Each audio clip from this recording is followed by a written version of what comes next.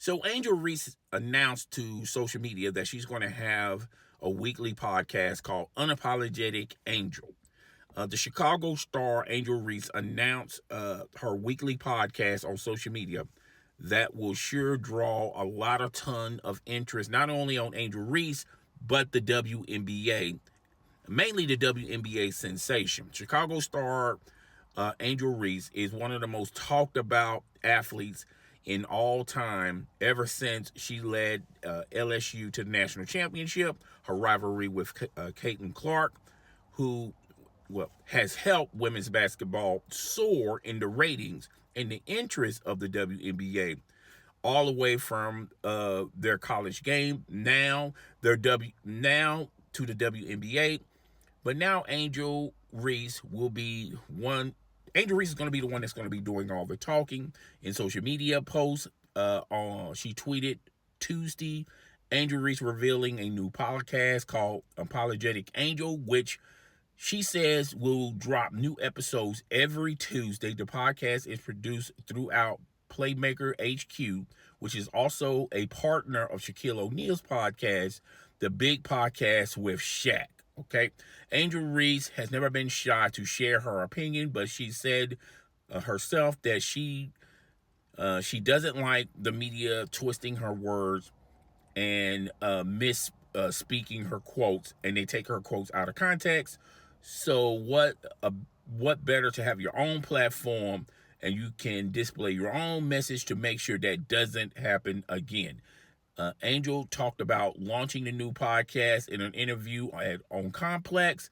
It's just another way for me to connect with my fans, new audience I wouldn't necessarily had before. Angel told Complex about her decision to jump into the podcasting world. I can't wait to share a different side, share my different side to the listeners and my fans that ride with me. So we're just going to just stop it right there. So there's a lot of things I want to talk about with this new news. First, congratulations to Angel Reese and her podcast. I think we should have more podcasts of more athletes, more actors, more influencers. You know, if you got a big audience and your audience want to hear more about you, then why not having your own podcast? You know, Savannah James, LeBron James' wife, has a podcast. So if you have an audience that wants to listen to you and wants to dissect more and more content from you, why not? I think her partnering up with HQ will do wonders for her. They're going to shape and mold this podcast. Her launching on Tuesday, and you know this is the same. HQ is the same one that does the big podcast with Shaq. I do watch or listen to episodes of Shaq every now and again. I'm not a huge fan of his podcast, but I'm a fan of Shaq, and you know I do occasionally listen. You know, there's tons and tons, and this is the point I'm about to get into. There are so many basketball-centric podcasts. Up in Smoke. I mean, the list goes on and on and on. And if she's just only talking about basketball, even though it's the WNBA, I just think it's podcasting itself is an oversaturated market.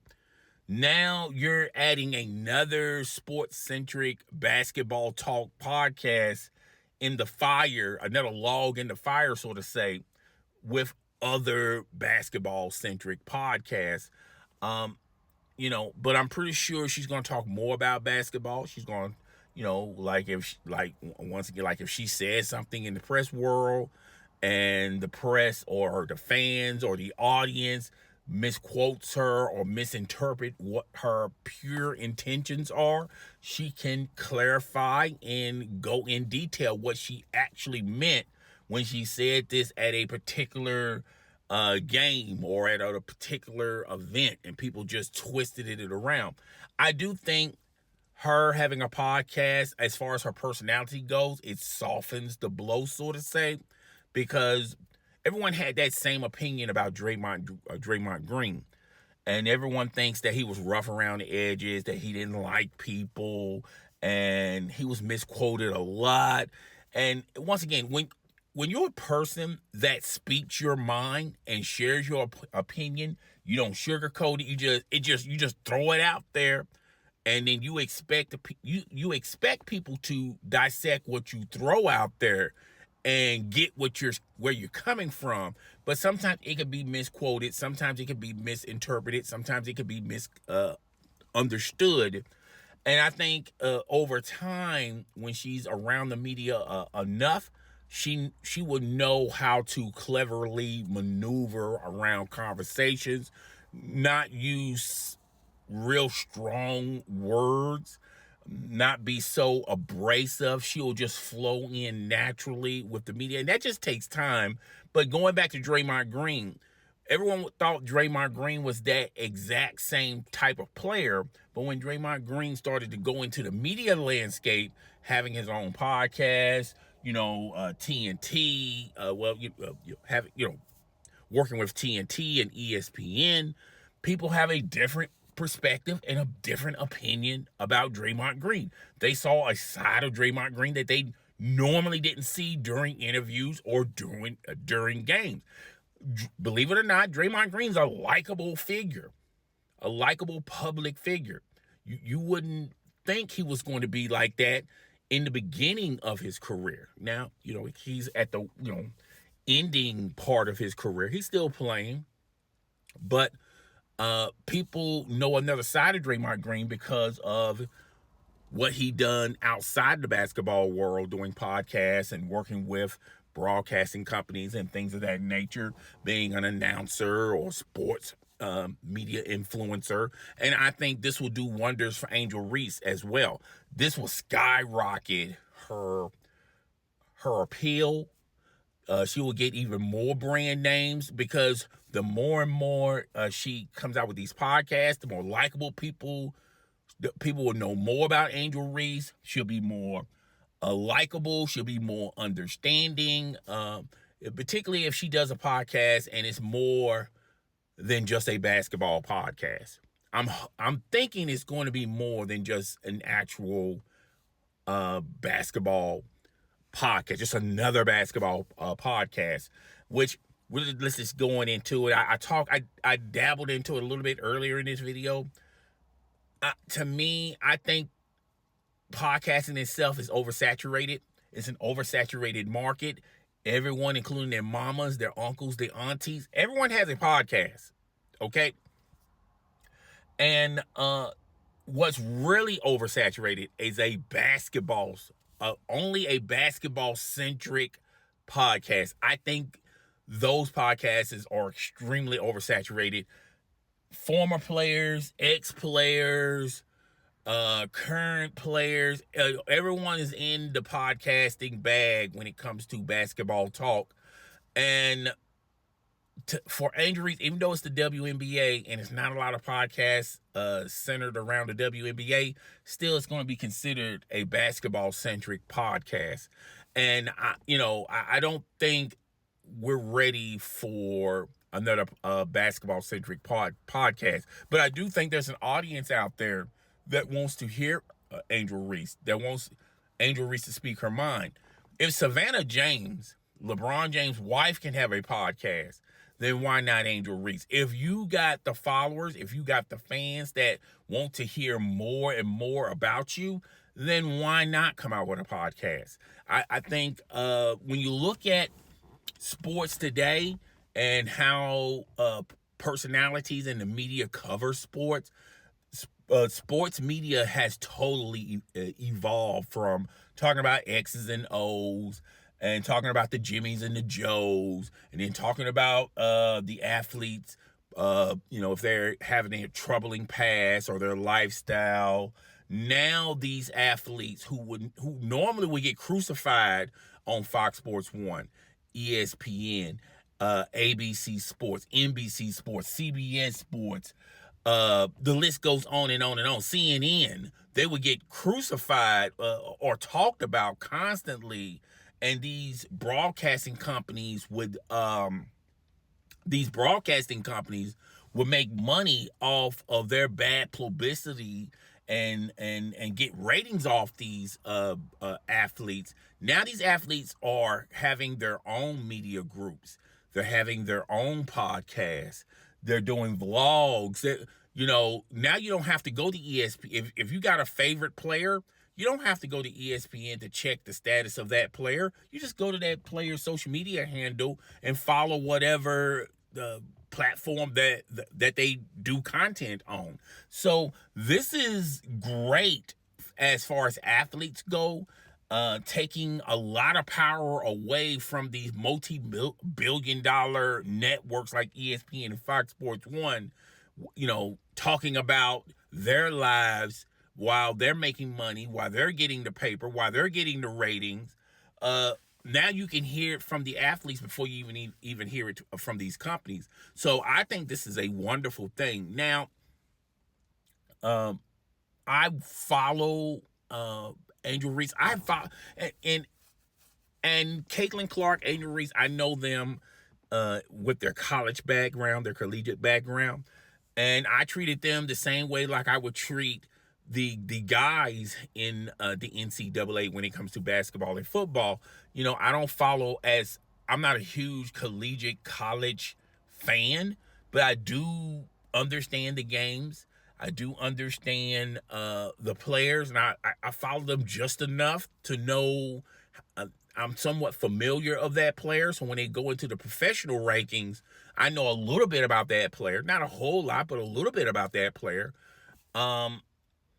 And I think Angel Reese and Caitlin Clark, you can clearly tell that you have these two different sides pulling for Angel Reese and Caitlin Clark. I think former and current players of the WNBA are and they're not doing it in no disrespect. It's sort of kind of like you pull for someone that you're familiar with. And they're more familiar with Angel Reese. Angel Reese embodies the current WNBA players and the past WNBA players. So if some of the past WNBA players are on these platforms like ESPN and Fox Sports 1. So they're going to pull subconsciously for Angel Reese. I mean, they don't have a horse in the race, but they sort of kind of pull and make sure Angel Reese is not being drowned in the press.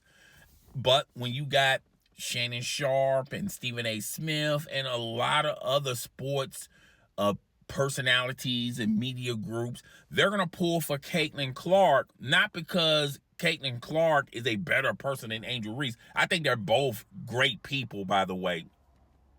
But they're going to pull for Caitlin Clark because she's generating the buzz. She's generating the press. She's, is putting the WNBA. I mean, the attendance of the WNBA is through the roof. More people are watching the WNBA. Even though they're getting all this press and they're getting all this buzz and things of that nature. The WNBA, as of right now, is not a profitable league. With Angel Reese and Caitlin Clark and all the other vast players that are playing right now, the WNBA is still not they're not making a profit where they can, survive on their own. They still need the NBA money to support this league, okay? But I do think they're getting buzz, they're getting props, they're getting ratings. People are starting to identify with these players a lot more than what they did in the past.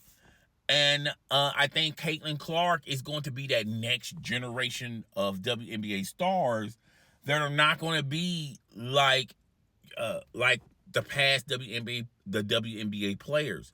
That's and no disrespect, I'm not saying that they don't have talent. But Caitlin Clark can shoot the lights out. shoot from anywhere. And that's ultimately where the WNBA is going to head towards, just like the NBA.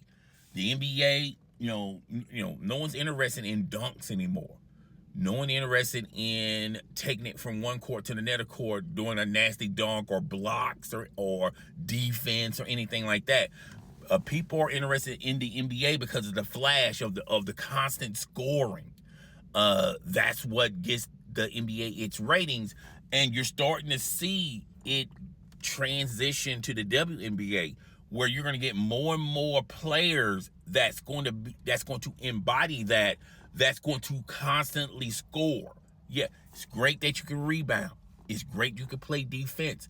It's great you can be physical. It's great, for all that. Diving for loose balls and all that. But that does not make the ratings. People don't watch your game because you have someone that's got 20 rebounds that night, or someone that had 10 blocks or 10 steals. People are not interested in that. People are more interested in the flash of professional basketball, of shooting, of scoring anywhere on the court. And when you think of the WNBA, and I like the WNBA, but they get a bad taste in a lot of people's mouths. When you talk about the WNBA, the first thing people talk about is, oh, those girls, they can't dunk. Oh, those girls, they can't dunk, or they can't shoot the ball, and you get this visual and you see the videos on social media of a WNBA player shooting the ball and doesn't even make the rim. It's just a complete air ball, which that happens in the NBA, but not as often, but it does happen. Okay. And I think now with the Caitlin Clarks and all these other girls, AJ, I forgot the other girl's name. I apologize. You're starting to see a trend of scoring at a huge pace. Angel Reese, as of right now, is a talented player. But Angel Reese, if she was in here in this video, she would contest that. She would co-sign to what I'm about to say. She's going to have to develop a lot of her offensive skill. I'm not saying that she can't shoot. I'm not saying that she can't score. I'm not saying that she can dunk. She can't dunk. But what I am saying, she's going to have to do that at a constant, consistent, rapid pace like you see the other female players that can score. She's going to have to join the trend, because it's never going to go back to old WNBA basketball where you can just out-bully them, where you can intimidate them, or all you have to do is just play tough man-to-man defense and hand check and rebounding. Rebounding matters. None of that stuff is going to matter if the other team can outscore you. Okay, and the WNBA is going to learn fast what the NBA learned when you talk about 90s basketball of the NBA. It was physical. It was it was about defense. It was about team play. You did have players that could score, but you had to play defense in order to stay in this league in the 90s. And now you see it evolving into where we're picking, and you're starting to notice a trend with the foreign players.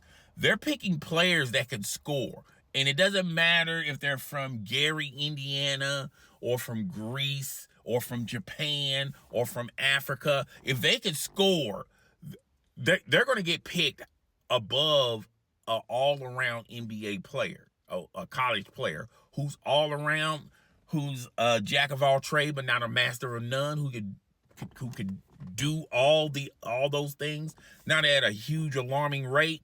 If you had to choose between an all-around player that could do a lot of things but not great, or you could choose a player that could just score and it's just not good at anything else, that player that could score will get picked higher than that all-around NBA player. That all-around NBA player is not going to be picked in the first round. They're going to be picked in the second round. Okay, so that's what you're seeing the NBA turning into, evolving into, and the WNBA is going to do the exact same thing. So yeah, that's all I got for this video, guys. I really do appreciate people are subscribing to my podcast. I really do appreciate you guys in the comment section, and I always tell you guys this at the end of every video: the comment section is your domain. Okay, I'm gonna let y'all trim the comment section. I do read all the comments, but yeah, tell me what you think in the comment section. It's your boy. I'm up out of here. Deuces.